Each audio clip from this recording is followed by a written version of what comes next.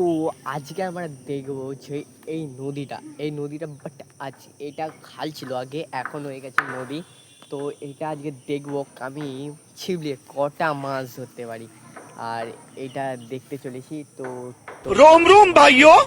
তো এখানে বাটিতে করে একটুখানি আটা নিয়েছি, তো এখানে ভালো করে মাখাবো। তো জল দিয়ে মাখাচ্ছি, ভালো করে একটু নরম করে মাখাতে হবে যাতে আটাটা একটু ধরতে পারা যায় মাছটা। দেখো এরকমভাবে মাখাবেন, দেখতে পাচ্ছ, এরকম আটাটা মাখিয়ে নেবেন।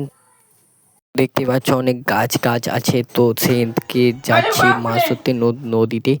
তো তোমাদেরকে দেখাই, চলো। তো প্রথম আধা দিচ্ছি, পড়বে তো জানি না, যদি পড়ে দেখাই যাক, চলো।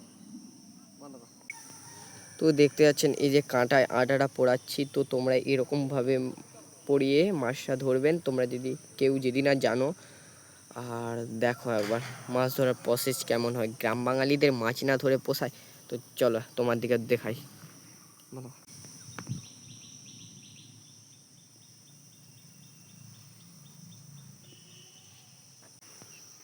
দেখতে পাচ্ছ প্রথম আধারে একটা কি মাছ পড়েছে। হ্যাঁ বন্ধুরা দেখো, চেলা মাছ। দেখতে পাচ্ছ কত বড় চেলা মাছটা, ওয়াও। তো প্রথম আধারেই ধরছি।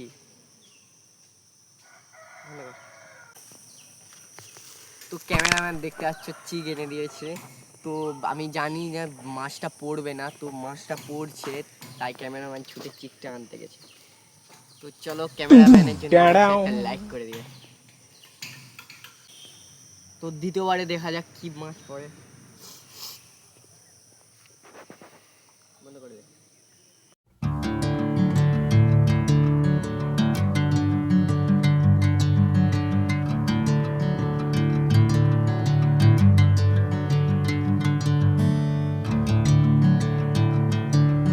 তো দ্বিতীয়বারে খেয়ে নিয়েছে, তো পড়ে না, তো আবার চেষ্টা করে কি লাভ, চলো।